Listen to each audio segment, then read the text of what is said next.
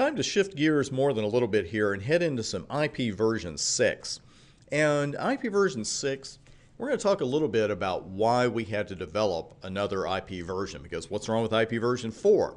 Well, one reason we developed IP version 6, and I'm including myself in that even though I didn't actually help, is that we were running out of routable addresses. So we had to come up with some new addresses, and the 128-bit addresses that we use in IP version 6 give us a huge number of addresses, and also it's designed specifically with route summarization in mind. And I know that you haven't done any summarization yet in this course, so very quickly I just want to tell you that you can take certain routes, you can take maybe 8 routes, write them in binary because that's what it always comes back to, and you can come up with a way to express multiple routes with a single route. That's what route summarization is.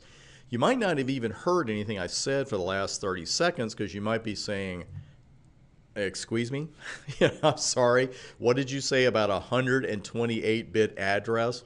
If that was your reaction, you are not alone, because I had the exact same reaction when IP version 6 really first came out, because I was actually studying for a major Cisco exam at the time, and someone mentioned something, oh, IP version 6 is coming out now, etc.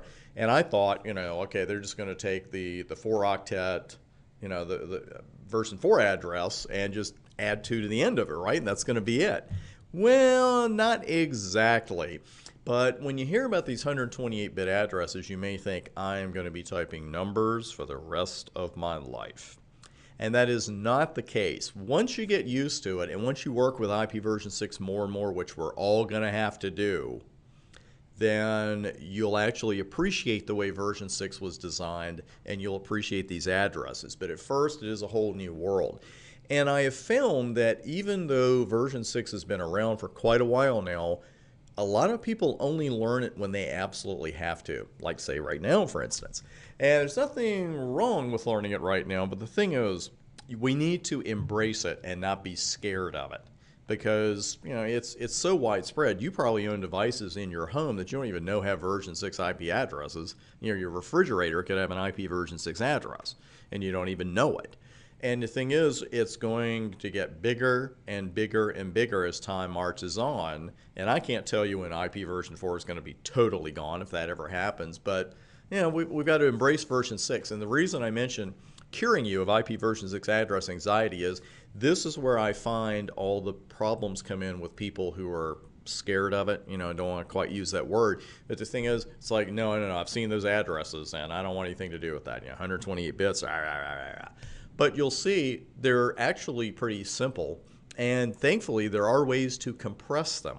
So before we even get into any kind of routing or configuring interfaces or even talking about version 6 theory, we're going to work with these addresses first, because this is the kind of thing we're looking at. Just a sample version 4 address, 129.14.12.200.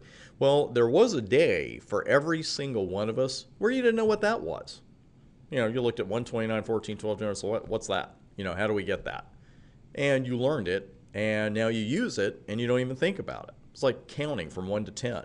At one point in your life, that was difficult. And now you're just like, 1, 2, 3, 4, think about it.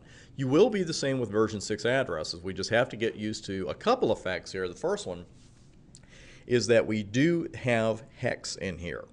And so we've got our values A through F. We know how to convert those, but we do have to get used to the fact you're not just working with 1 through 9 here. Hex is in there as well.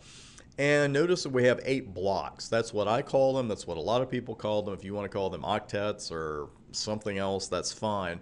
But I just refer to them as blocks, and I'll try to do so through all of these videos. Keep it consistent. Now, a non-compressed version 6 address has 8 sections of 4 values. And this is an uncompressed IP version 6 address. And luckily for you and I, there are ways to compress these addresses so we don't have to enter so many numbers and letters.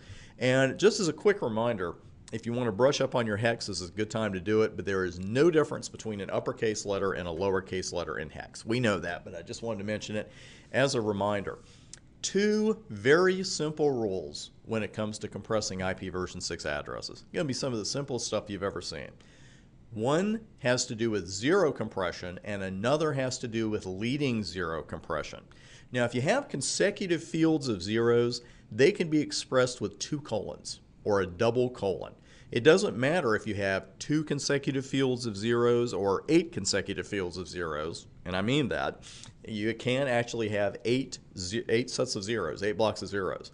So instead of typing 0, 0, 0, we're going to show you a better way to do that. You could type 2 colons and you're done. Now this is zero compression.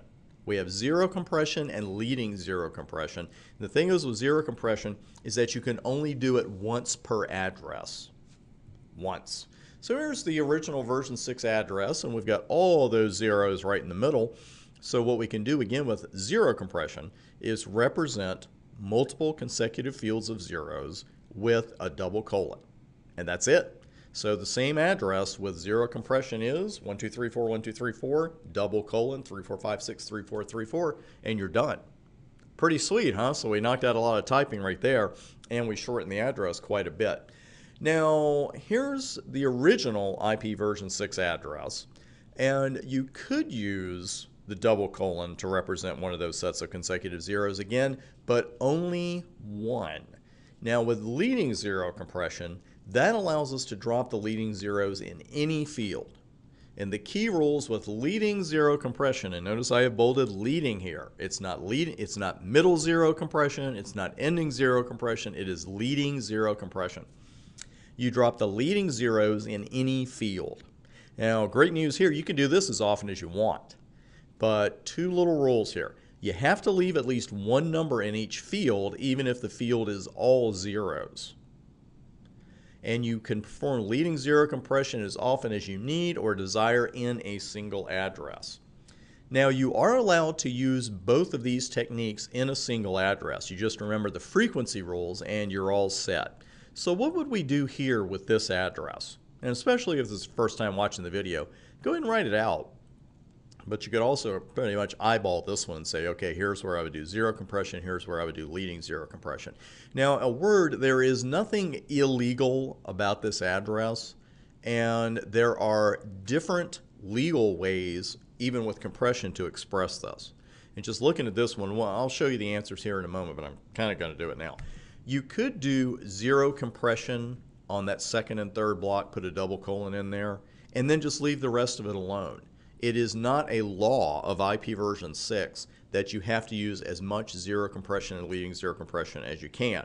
Now, in the real world, you're usually going to do that, but for exam purposes, keep that in mind because there are several legal ways of expressing any IPv6 address that has at least 1 0 in it. So you just got to get used to that. So again, let's walk through that one. We look at the original address, and you can see how far we knocked that back. And the newly compressed address, we see the double colons there, and then we see a lot of zeros dropped off. We use zero compression to use a double colon to replace the second and third fields or blocks, which were both all zeros. Leading zero compression replaced the 2 zeros at the beginning of each of the last 4 blocks. So that's all there is to it. Now, on your exam in particular, and some son of a gun like me may try to trip you up on a job interview as well, watch out for incorrectly expressed IPv6 addresses, both in your exam and in the documentation, because we know if we try to violate those IPv6 expression rules on live equipment, the router's not going to let you do it as you would expect. But what could happen, of course, on your exam, multiple choice questions, job interview, multiple choice questions, and we know you can eliminate these immediately. Because if I gave you a list of 6 IPv6 addresses and asked you, which one does such and such, or what's the shortest legal expression for a particular address, you could eliminate anything that matches any of these 3 points I've put on the board. Because these aren't just illegal, they're immediately illegal. First off, if you see more than 2 consecutive colons, there's no such thing as a triple colon or a quadruple colon in IPv6. If you see more than 1 set of double colons, it's over. You know that's an illegal address. And the letters from G through Z, we know those aren't hex characters. We stop at F, and we know those would be illegal. So if you saw choices like this, and I put the 3 dots here at the end just to say, hey, the rest of the address you don't even have to look at. Because the first one, you're going from left to right, you see 4 colons in a row, immediately illegal. Going from left to right with the second one, you see that second set of double colons following the 3s, immediately illegal. and then we've got the letter H stuck in another address, you don't even have to look at the rest of it, because no matter how legal the rest of it is, that address is totally illegal. Now, I'm going to go and put this here because this is just another minute or two. I know we're hitting the 10-minute mark, but I want to show you a quick word about uncompressing a compressed IPv6 address. Because compressing it's kind of letting the air out of it, and you got to uncompress it sometimes as well. Now, if you see that double colon, you know, the one legal one, and I know I'm hitting you over the head with that, but it's an important rule. Just put enough blocks of zeros back in until you have 8 blocks. So let's say that we were given this compressed address. You see 1234, 123, double A, double colon, 4 B's, and then 3 C's. Well, we see how many blocks right now? We see 5. We know that an IPv6 address is going to have 8. So right then and there, you know that that double colon represents 3 blocks. So you just put those 3 blocks right back in the middle, and you are ready to go. And now to finish uncompressing the address, all you have to do is put leading zeros in each remaining block until each block shows 4 values, and you are all set. So at the top here is the address once I put my 3 blocks of zeros in that were compressed by 0 compression, and then the full expression, the first block is fine. Second block, you got to put 1 0 in because you got 3 values. Third block, you got to put 2 zeros in because you only had 2 values, the 2 A's. The 4 B's, that's fine, and then with the C's, you just put 1 leading 0 in front of it. All there is to it. And I've mentioned this with certain other things in the course, but this is the kind of thing you can practice. You know, in 5 minutes here, 10 minutes there, you got a few minutes taking a break. You don't even need a practice exam. You don't need any of that stuff. Just get a piece of paper and a pencil, write out an address without really thinking about it. Say, okay, how would I compress this? And then on exam day, because you know you're going to get asked something like that, bang. You know, it's just second nature, and that's what you want with binary and subnetting and anything to do with any kind of numbers on this exam. You just want to practice it to the point where it is absolutely automatic. That is enough compression for right now. Coming up, a few nuts and bolts about IPv6 before we move on to a few configs. I'll see you there.